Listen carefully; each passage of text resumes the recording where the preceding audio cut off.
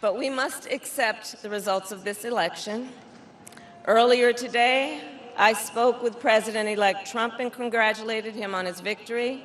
I also told him that we will help him and his team with their transition, and that we will engage in a peaceful transfer of power.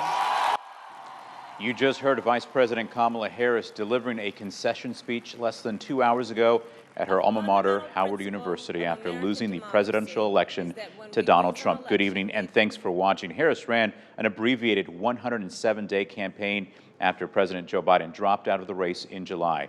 President-elect Donald Trump with a resounding win in the election, taking crucial battleground states. Right now, he is winning the popular vote by more than 5 million. According to an administration official, President Joe Biden is expected to call Trump today before addressing the nation tomorrow. ABC's Perry Russum continues our election coverage from Washington. Today, after winning the White House, President-elect Trump now preparing for his next 4 years in office. I will fight for you, for your family, and your future. Every single day I will be fighting for you, and with every breath in my body. One of the first major decisions for Trump will be filling out his cabinet. Well, it's far too early to talk about specific positions. The president has put together two great co-chairs of his transition effort, Howard Lutnick and Linda McMahon. They will put a number of options in front of the president, and the president ultimately will go and pick who he wants. Trump has said he will let Robert F. Kennedy Jr., a vaccine skeptic, go wild on health. He wants to do some things, and we're going to let him go to it. RFK Jr. today speaking to NPR. Of course, we're not going to take vaccines away from anybody.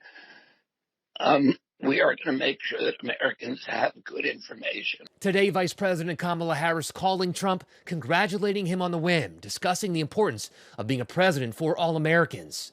After not addressing her supporters last night, Harris speaking this afternoon. The light of America's promise will always burn bright. Republicans with another major win last night, taking the majority in the Senate. The filibuster will stand. There won't be any new states admitted that give a partisan advantage to the other side.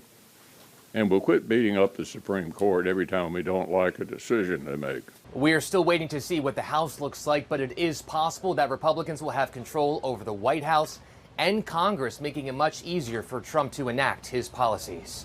Perry Russum, ABC News, the White House.